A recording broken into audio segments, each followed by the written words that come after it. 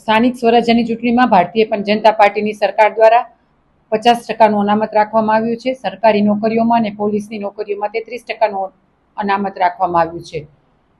આપણા વડાપ્રધાન નરેન્દ્રભાઈ મોદી સાહેબ અને ગુજરાતના મુખ્યમંત્રી ભૂપેન્દ્રભાઈ પટેલ સાહેબ હંમેશા દરેક સ્ત્રીઓ અને દરેક નારીઓ આગળ આવે એ માટે થઈને સતત પ્રયત્ન કરે છે। ને એ સંદર્ભે જ આપ જાણો છો એ રીતે ગત બજેટમાં પણ જેન્ડર બજેટ રજૂ કરીને વધુને વધુ બહેનો આત્મનિર્ભર બને, વધુને વધુ બહેનો સક્ષમ બને, એ મુખ્ય ઉદ્દેશ ભારતીય જનતા પાર્ટીની સરકારનો રહ્યો છે।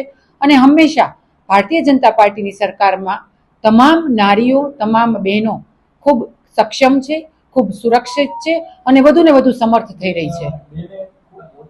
સમગ્ર લેવલે તપાસ ચાલી રહી છે। તપાસનો નિર્ણય આવ્યા બાદ જે કંઈ પણ હશે એ બાબતે હું આપને જણાવી શકીશ। તમે બેન મોટી વાત કરી કે તપાસ ચાલી રહી છે। તમે પણ મહિલા ધારાસભ્ય છો, ક્યાંક ને ક્યાંક તમારી સાથે પણ કંઈક આવું થયું હોઈ શકે, કારણ કે ઘણી વખત તમે જોતા સાંભળતા હોય છો કે મહિલા તરીકે તમને સાઇડલાઇન કરવામાં આવે છે, તો બેનને અથવા તો તમારા જે મહિલા આગેવાનો છે એમને જ સાઇડલાઇન કરવા માટે કેટલાક લોકો સક્રિય હોય એવું લાગે છે? હું રાજકારણમાં પ્રથમવાર આવી ત્યારથી તો અત્યાર સુધી દરેક લોકો મને પૂછતા હતા કે બેન તમને રાજકારણમાં કેવું લાગે છે, ત્યારે હંમેશા હું દરેક બહેનોને એ કહેતી હતી કે જ્યાં સુધી હું રાજકારણમાં નહોતી ત્યાં સુધી મારા મનમાં અનેક સવાલો હતા, પરંતુ જ્યારથી હું રાજકારણમાં આવી ત્યારથી મને જાણવા મળ્યું કે ભારતીય જનતા પાર્ટી એ એવી પાર્ટી છે કે ખરેખર દરેક લોકોને પોતાના સમજીને એક પરિવાર ભાવનાથી ચાલતી પાર્ટી છે। તમારા કાંઈ પણ સમસ્યા હોય, તમારા કાંઈ પણ પ્રશ્ન હોય, તમે એની યોગ્ય રજૂઆત કરો તો ચોક્કસથી પાર્ટી તમારી પડખે ઊભી રહે છે। અને એમાં સવિશેષ બહેનોની ચિંતા, બહેનોની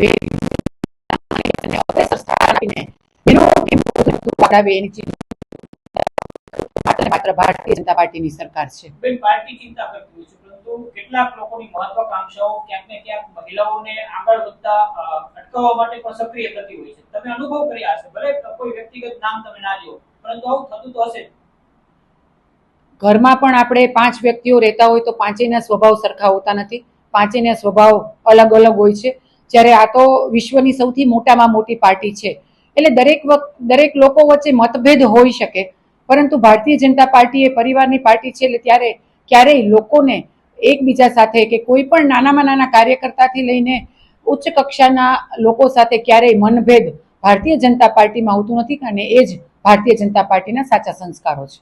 રાજકોટના પ્રથમ નાગરિક અને મેયર શ્રીમતી નયનાબેન પેઢડિયા મહાકુંભમાં પવિત્ર સ્નાનના શુભાશયથી પ્રયાગરાજ ગયેલા હતા અને કોર્પોરેશનની એમને જે ગાડી મળવાપાત્ર છે એ ગાડી લઈને તે ગયા હતા, પરંતુ એ પૂર્વે એમણે મ્યુનિસિપલ કમિશનરની પરવાનગી લઈ, એમની રજા લઈ અને ગાડી લઈને ત્યાં ગયા હતા।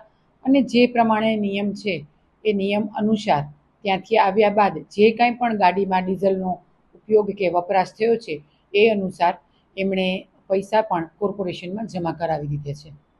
નિવેદન કર્યું છે કે ક્યાંક તેમને બદનામ કરવાનો પ્રયત્ન કરવામાં આવી રહ્યો છે, તેઓ હાઈકમાન્ડમાં પણ રજૂઆત કરશે। આપ તો ધારાસભ્યો છો, તો આપની પાસે કઈ આવી બાબત આવશે તો સાંભળશું? મારી પાસે આવી કોઈ પણ બાબત, આ તો રાજકોટના પ્રથમ નાગરિક છે, પરંતુ સમગ્ર રાજકોટની, સમગ્ર ગુજરાતની કોઈ પણ બહેનની કોઈ પણ વેદના કે એમને થતા અન્યાય સામે હંમેશા હું તમામ બહેનોની સાથે અને તમામ સ્ત્રીઓની સાથે છું। જ્યારે આ તો રાજકોટના પ્રથમ નાગરિક છે, એટલે એમને જે કાંઈ પણ એવું લાગ્યું હશે કે એમના આત્મસન્માનને ઠેસ પહોંચી છે એવું લાગ્યું હશે અને એ બાબતે એ મારું ધ્યાન દોરશે તો ચોક્કસ બહેનોની સાથે હંમેશા હું એક બહેન તરીકે છું, એવી રીતે એક બહેન તરીકે હું પણ એક બહેનની સાથે હંમેશા આવું છું।